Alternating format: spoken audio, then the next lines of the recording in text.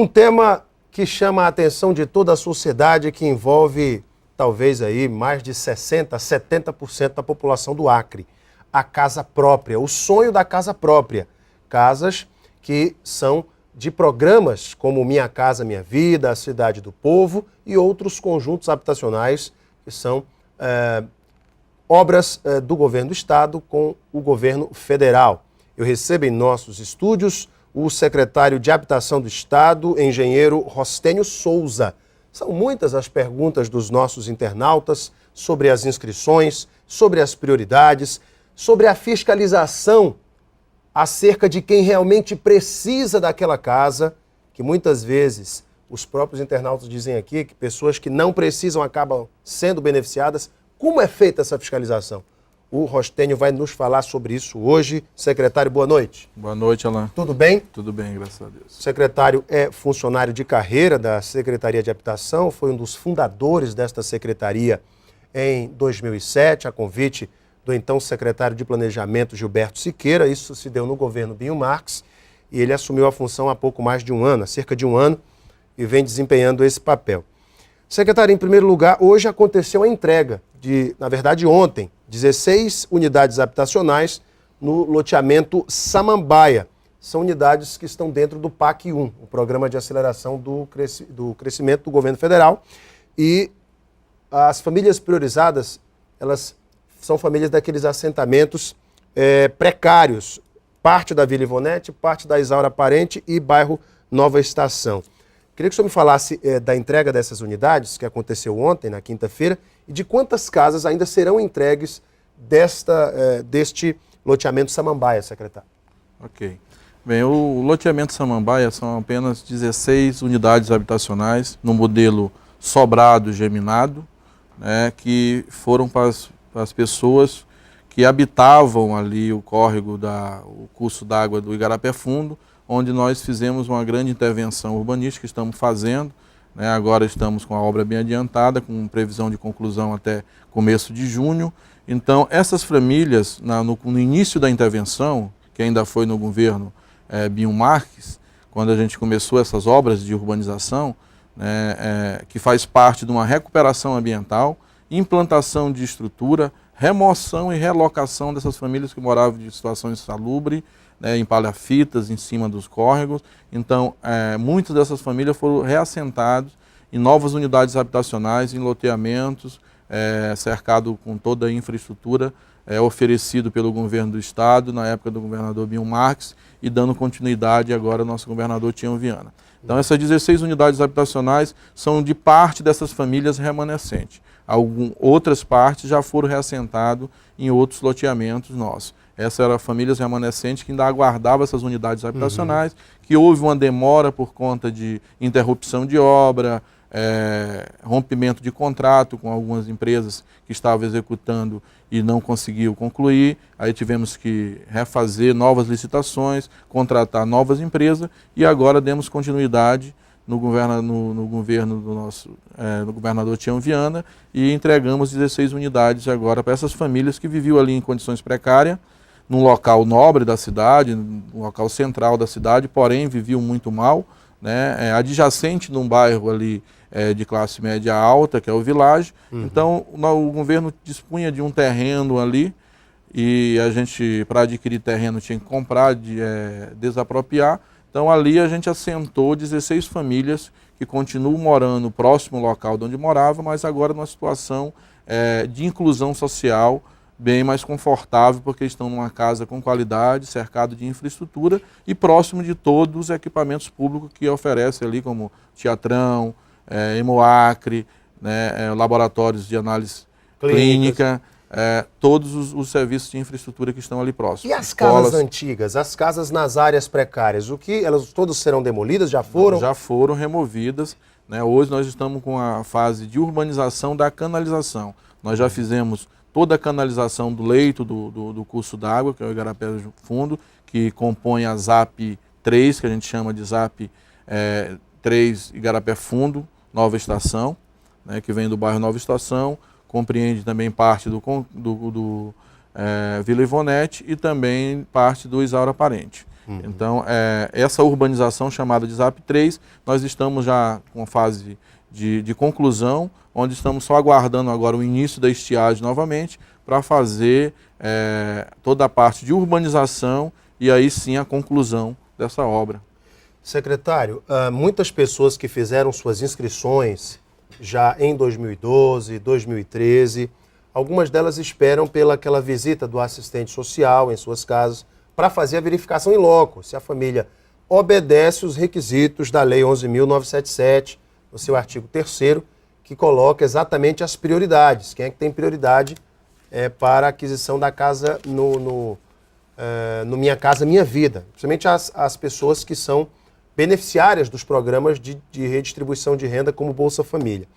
Primeiro, vamos relembrar que prioridades. Quem são as prioridades, secretário, por gentileza?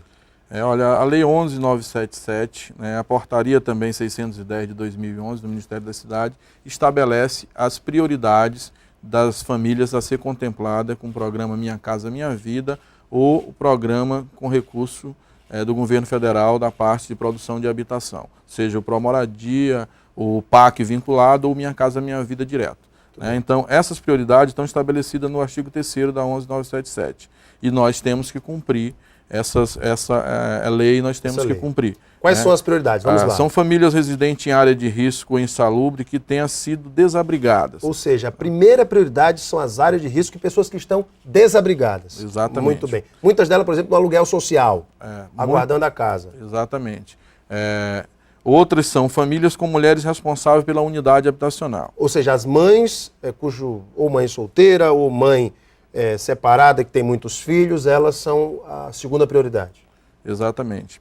Também as famílias com renda per capita de até R$140, São famílias de baixa renda. Do Bolsa Família, por exemplo. Do Bolsa Família, do CAD único. Essas têm prioridade quando se faz a seleção dessas unidades habitacionais. E ainda tem família com maior número de menores dependente.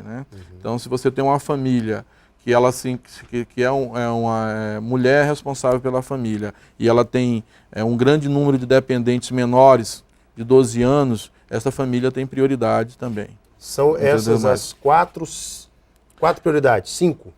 São 4 prioridades. São 5 prioridades. 5 prioridades, muito bem. E a visita dos assistentes sociais, secretário, para essas famílias que estão dentro desses requisitos. Às vezes nós recebemos aqui algumas perguntas pelos internautas, eu vou ler, são várias perguntas aqui, e eles reclamam da demora da visita do assistente social. Por que isso acontece? É necessário também a gente explicar aqui como funciona o programa habitacional do governo do Estado, nos moldes da 11.977, que estabelece alguns pré-requisitos para que nós obedeça. Primeiro, falando que se tem um número de demanda maior do que a oferta, é necessário que se tenha um cadastro dessas famílias, se tenha um sorteio obedecendo esse nível de prioridades, e aí depois vem a análise documental, que aí vai receber a visita do assistente técnico social, depois a análise financeira da Caixa Econômica, vendo a questão de CPF, questão de inadimplência financeira, Isso daqueles que vão financiar uma parte. Também, além de financiar, os que também recebem a custo zero. Então, toda a documentação tem que estar ok. Quer dizer que o cidadão que vai receber a casa a custo zero, se ele tiver uma pendência no CPF, ele não recebe a casa? Não. No CPF, pendências simples ele recebe. Mas incompatibilidade de CPF, por exemplo, não recebe. Casos mais graves. Isso. A pessoa não registrou o CPF ou está com o CPF inválido. Então, esses casos todos, eles são observados. Se ele tiver uma dívida no Serasa, isso não impede de receber a casa. Não, mas independente da condição financeira, de ser custo zero ou não, é necessário, é normativo do governo federal, da Caixa Econômica Federal, que é quem firma o contrato final com os beneficiários, passar por todas essas análises documentais que tem que estar correta. Secretário, o senhor tem ideia de quantas pessoas já estão inscritas, quantas famílias já estão inscritas para receberem as casas nas diversas modalidades, seja do CAD único, seja aquelas que vão financiar um pequeno valor? Então, agora eu vou explicar o programa habitacional, como é que funciona. Em 2009, quando começou o programa habitacional do governo do Estado, ainda na gestão do governador Binho Marques, se abriu as inscrições. Então, são adesões dos cadastros para se formalizar um cadastro de pessoas que interessam as unidades habitacionais, que necessitam de unidades habitacionais, né, e que naquele momento estava sendo construído também 10 mil unidades habitacionais. Então essas pessoas se inscreveram, deu mais de 38 mil famílias. 38 mil inscrições. Então, lógico, não tinha o número suficiente de casa para o número de família. Também nessas inscrições há um filtro, que é justamente obedecendo às prioridades. Depois de como é declaratório, a pessoa pode declarar uma inverdade, por exemplo, dizer que tem filho menor e o filho ser maior. Então, por isso que depois que é feito essa depuração das informações, né, num banco de dados, há um sorteio prévio, que aí tem a participação popular, que é o Conselho Estadual de Habitação, que foi o último sorteio foi em 2011, que aconteceu, onde caracterizou a situação dessas famílias. E a Caixa Econômica ela sempre pede um número maior do que está sendo ofertado. Se eu estou com 100 unidades habitacionais para ser entregue, eu tenho que pelo menos selecionar 200, porque vai para análise, pode ter alguma incompatibilidade, e aí dentro desses 200 tem que obedecer esses critérios aqui. Né? Então, se todos se enquadram, também tem uma forma de desempate, que é a questão de idoso, ou então vai para o próprio sorteio. Então, depois que essas pessoas, algumas que receberam visita, foi porque elas estavam inscritas, passaram pelo sorteio no meio das 38 mil pessoas, famílias inscritas, e ali foi o momento que o assistente social vai confirmar as informações, se realmente aquela família é mãe solteira com filhos menores, se a renda é compatível, e depois juntada toda essa documentação é encaminhada para a Caixa. E a Caixa Econômica faz a análise final e só formaliza o contrato depois da unidade habitacional pronta. Então, o que é que acontece? 38 mil unidades, 38 mil pessoas se inscreveram, foi entregue aproximadamente mais de 7 mil unidades habitacionais para essa faixa, né? Muitas pessoas foram contempladas, muitas pessoas passaram pelo sorteio, por essa etapa do sorteio, mas chegou na Caixa, foi incompatível com renda. O senhor lembra ou com quando algumas foi o último sorteio? Em 2011. O último foi em 2011? Foi em 2011. E aí é primeiro feito o sorteio que a Caixa pede para depois selecionar os beneficiários, para depois a unidade habitacional ser entregue. Algumas dessas unidades habitacionais sofreram atraso, por isso que de 2011 para cá não teve mais sorteio. Certo? Mas tem previsão para o próximo sorteio? Então, as unidades habitacionais que estavam sendo construídas remanescente desse programa habitacional, foram sorteadas 4.700 pessoas para 2.000 unidades habitacionais. Então, muitas dessas pessoas já saíram por conta de estar incompatível com algum critério econômico da Caixa Econômica. Outras foram contempladas. E as outras que não foram contempladas, que foram escritas e sorteadas, elas estão aguardando a análise da Caixa Econômica e as unidades que eu vou falar aqui, que estarão ficando prontas para ser contemplado. As demais que estão inscritas e não foram sorteadas, não receberam visita do assistente social, vai aguardar uma próxima seleção, que aí já vai ser para a Cidade do Povo.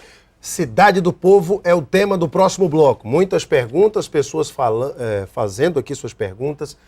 Quando acontecerão essas inscrições para a Cidade do Povo? Em que modalidades? O secretário vai nos explicar isso tintim por tintim. Logo após o intervalo, você não pode perder. A gente volta em um minutinho. Até já.